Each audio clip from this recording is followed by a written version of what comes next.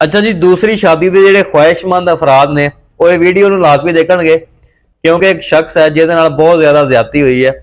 बहावल नगर का रहने वाला एक शख्स है कि ਜਿਹੜਾ 4 महीने पहले वो दूसरी शादी करता है और 4 महीना फुल रंग रलियां मनाता है, फुल अयाशी करता है। उस तो बाद ਦੇ ਵਿੱਚ ਉਹਨੂੰ ख्याल आता है कि मेरी पहली बीवी भी है सी। वो पहली बीवी ਨੂੰ फोन करता है, ਉਹਦੀ पहली बीवी कहती है कि आओ मेरे सरताज, मैं तो पलकां बिछा के तुहाडा इंतजार करन डई हां, तुसीं इन्नी देर कित्थे रहे हो। वो जनाब बहावल नगर तो तुरदा है तो पहुंच जाता है आरफ वाला, जिथे कि ਉਹਦੀ ਜਿਹੜੀ ਪਹਿਲੀ बीवी ਸੀਗੀ ਉਹ ਆਪਣੇ ਪੇਕਿਆਂ ਦੇ ਘਰ ਉੱਥੇ ਮੌਜੂਦ ਸੀਗੀ। ਉਹ ਉੱਥੇ ਚਲ ਜਾਂਦਾ ਹੈ, ਉਹਦੀ ਖੂਬ ਖਾਤਰ ਤਵਾਜ਼ਾ ਕਰਦੀ ਹੈ, ਉਹਦੇ ਵਾਸਤੇ ਰੰਗ ਬਰੰਗੇ ਖਾਣੇ ਬਣਾਉਂਦੀ ਹੈ ਕਿ ਸ਼ੌਹਰ ਦਾ ਦਿਲ ਜਿਹੜਾ ਹੈ ਉਹ ਬਾਗ ਬਾਗ ਹੋ ਜਾਂਦਾ ਹੈ।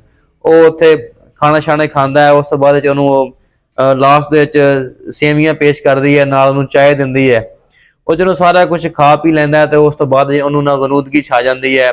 ਉਹ ਨੀਂਦ ਬੇਹੋਸ਼ੀ ਦੀ ਹਾਲਤ ਦੇ ਵਿੱਚ ਮਤਲਬ ਬੇਹੋਸ਼ ਹੋ ਜਾਂਦਾ ਹੈ। ਉਹ ਚਾਰਪਾਈ ਦੇ ਉੱਤੇ ਲੇਟ ਜਾਂਦਾ ਹੈ। ਉਹਦੀ ਜਿਹੜੀ ਬੀਵੀ ਹੈ ਉਹਦੇ ਲੱਤਾਂ ਨੂੰ ਵੀ ਚਾਰਪਾਈ ਦੇ ਨਾਲ ਬੰਨ੍ਹ ਦਿੰਦੀ ਹੈ ਤੇ ਉਹਦੇ ਹੱਥਾਂ ਨੂੰ ਵੀ ਚਾਰਪਾਈ ਦੇ ਨਾਲ ਬੰਨ੍ਹ ਦਿੰਦੀ ਹੈ ਤੇ ਉਸ ਤੋਂ ਬਾਅਦ ਦੇ ਵਿੱਚ ਉਹ ਤੇਜ਼ਧਾਰ ਆਲੇ ਦੇ ਨਾਲ ਜਿਹੜਾ ਹੈ ਨਾ ਉਹਦਾ ਹਥਿਆਰ ਉਹ ਵੱਢ ਦਿੰਦੀ ਹੈ। ਤੇ ਉਹ ਜਿਹੜਾ ਹੈ ਮਤਲਬ ਬੇਹੋਸ਼ੀ ਦੀ ਹਾਲਤ 'ਚ ਪਿਆ ਹੁੰਦਾ ਹੈ ਤੇ ਉਹਨੂੰ ਜਿਸ ਟਾਈਮ ਹੋਸ਼ ਹੁੰਦੀ ਹੈ, ਥੋੜ੍ਹੀਆਂ ਉਹਦੀਆਂ ਅੱਖਾਂ ਦਰਦ ਮਹਿਸੂਸ ਉਹ ਕਰਦਾ ਹੈ, ਉਹਦੀਆਂ ਅੱਖਾਂ ਜਦੋਂ ਖੁੱਲ੍ਹਦੀਆਂ ਨੇ ਉਹ ਦੇਖਦਾ ਹੈ ਤੇ ਉਹ ਖੂਨ ਦਾ ਹੀ ਲੱਥਪੱਥ ਹੁੰਦਾ ਹੈ। ਤੇ ਜਦੋਂ ਉਹ ਆਪਣਾ ਨੀਂਦ ਬੇਹੋਸ਼ੀ ਦੀ ਹਾਲਤ ਦੇ ਵਿੱਚ ਥੋੜ੍ਹੀਆਂ ਜਿਹੀਆਂ ਅੱਖਾਂ ਉਹਦੀਆਂ ਖੁੱਲ੍ਹਦੀਆਂ ਨੇ ਤੇ ਉਹ ਆਪਣੀ ਬੇਗਮ ਦੇ ਹੱਥ 'ਚ ਦੇਖਦਾ ਵੀ ਆਪਣਾ ਹਥਿਆਰ ਜਿਹੜਾ ਹੈ ਉਹਨੇ ਛਾਪਰ 'ਚ ਪਾਇਆ ਹੋਇਆ ਤੇ ਨਾਲ ਉਹ ਜਿਹੜਾ ਬੱਚਾ ਹੈ ਉਹਨੂੰ ਵੀ ਚੁੱਕ ਕੇ ਉਹ ਲੈ ਕੇ ਜਾ ਰਹੀ ਹੈ।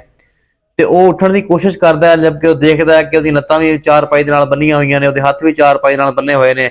ਉਹ ਜਦੋਂ ਦਰਦ ਮਹਿਸੂਸ ਕਰਦਾ ਹੈ ਤੇ ਉਹ ਸ਼ੋਰ ਪਾਉਂਦਾ ਹੈ ਤੇ ਇਸੇ ਸ਼ੋਰ ਸੁਣ ਕੇ ਜਿਹੜਾ ਹੈ ਉਹ ਜਿਹੜੇ ਹਮਸਾਏ ਹੁੰਦੇ ਨੇ ਉਹ ਉੱਥੇ ਮੌਕੇ ਤੇ ਆ ਜਾਂਦੇ ਨੇ। ਉਹ ਮੌਕੇ ਤੇ ਆਣ ਕੇ ਉਹਨੂੰ ਖੋਲਦੇ ਨੇ। ਖੋਲਣ ਤੋਂ ਬਾਅਦ ਦੇ ਵਿੱਚ ਉਹ ਰੈਸਕਿਊ 1122 ਨੂੰ ਕਾਲ ਕਰਦੇ ਨੇ। ਰੈਸਕਿਊ 1122 ਵੀ ਉੱਥੇ ਆ ਜਾਂਦੀ ਹੈ। ਉਹ ਆਣ ਕੇ ਉਹਨੂੰ ਹਸਪੀਟਲ ਮੁੰਤਕਿਲ ਕਰ ਦਿੰਦੇ ਨੇ। ਜੋ ਉੱਥੇ ਜਿਹੜੇ ਡਾਕਟਰ ਹਜ਼ਰਾਤ ਹੁੰਦੇ ਨੇ ਉਹਨੂੰ ਪੁੱਛਦੇ ਨੇ ਕਿ ਇਹਦਾ ਹਥਿਆਰ ਕਿੱਥੇ ਹੈ, ਚਲੋ ਅਗਰ ਉਹ ਹੁੰਦਾ ਤੇ ਉਹਨੂੰ ਅਸੀਂ ਦੁਬਾਰਾ ਜਿਹੜਾ ਹੈ ਨਾ ਕਨੈਕਟ ਕਰਨ ਦੀ ਕੋਸ਼ਿਸ਼ ਕਰਦੇ।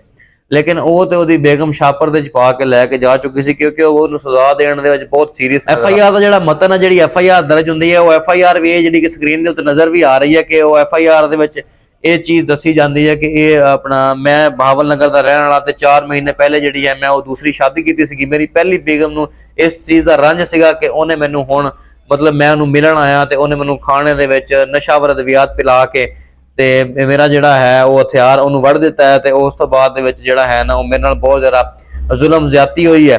ਮੈਨੂੰ ਖਾਣੇ ਦੇ ਅੰਦਰ ਉਹ ਨਸ਼ਾਵਰ ਅਦਵਿਆਤ ਦੇ ਕੇ ਉਸ ਤੋਂ ਬਾਅਦ ਜੇ ਮੇਰਾ ਸਾਰਾ ਜ਼ੁਲਮ ਕੀਤਾ ਗਿਆ ਹੈ ਔਰ ਇਹਦੀ ਜਿਹੜੀ ਰੰਜਿਸ਼ ਹੈ ਉਹ ਇਹ ਹੈ ਕਿ ਮੈਂ ਦੂਸਰੀ ਸ਼ਾਦੀ ਕਿਉਂ ਕੀਤੀ ਹੈ। ਇਹ ਸਾਰਾ ਕੁਝ ਹੋਣ ਤੋਂ ਬਾਅਦ ਦੇ ਵਿੱਚ ਜਿਹੜਾ ਹੈ ਉਹਦਾ ਮੁਕੱਦਮਾ ਹੈ ਦਰਜ ਕਰ ਲਿਆ ਗਿਆ, ਜਦਕਿ ਇਸ ਸ਼ਖਸ ਦੇ ਨਾਲ ਬਹੁਤ ਜ਼ਿਆਦਾ ਜ਼ਿਆਦਤੀ ਹੁੰਦੀ ਹੈ। ਤੇ ਬਹੁਤ ਜ਼ਿਆਦਾ ਜਿਹੜੇ ਐਸੇ दूसरी शादी के ख्वाहिशमंद हजरात ने वो इस चीज़ को जरूर मद्देनजर रखन कि अगर दूसरी शादी तुसी करनी होवे तो तुसी लाजमी जिहड़ा है वो अपनी जिहड़ी पहली बीवी है उन्होंने राजी करोगे, नहीं तो जिहड़ा है अपना मुस्तकबिल जिहड़ा वो हमेशा वास्ते तुसी तबाह कर लवोगे। उस तो बाद एक शख्स के नाल बहुत ज़्यादा ज्यादती हुई है तो वो जिहड़ा है ना हुण सोचदा होएगा कि मैं हुण ते कोई होर शादी भी नहीं कर सकता, बच्चे भी नहीं पैदा कर सकता क्योंकि वो अपना जिहड़ा मुस्तकबिल है वो खो चुका है। ਤੇ ਉਹਦੀ ਵਜ੍ਹਾ ਤੋਂ ਜਿਹੜਾ ਹੈ ਨਾ ਹੁਣ ਉਹ ਯੋਮੋਲੋਕ ਵੀ ਨਹੀਂ ਕਰ ਸਕਦਾ ਤੇ ਇਸ ਤੋਂ ਇਲਾਵਾ ਵੀ ਮਤਲਬ ਜਿਹੜਾ ਹੈ ਨਾ ਉਹਦੇ ਵਾਸਤੇ ਜ਼ਿੰਦਗੀ ਦੇ ਵਿੱਚ ਮਸਾਇਲ ਆਉਣਗੇ। ਤੇ ਇਹ ਅਗਰ ਉਹ ਪਹਿਲੇ ਜਿਹੜਾ ਹੈ ਕੋਈ ਆਪਣੀ ਬੇਗਮ ਨੂੰ ਇਤਮਾਦ ਵਿੱਚ ਲੈ ਕੇ ਜਾਂ ਤਰੀਕੇ ਨਾਲ ਕੰਮ ਕਰ ਲੈਂਦਾ ਤੇ ਉਹਨੂੰ ਆਪਣਾ ਮੁਸਤਕਬਲ ਜਿਹੜਾ ਹੈ ਨਾ ਉਹਦਾ ਤਬਾਹ ਨਾ ਹੁੰਦਾ।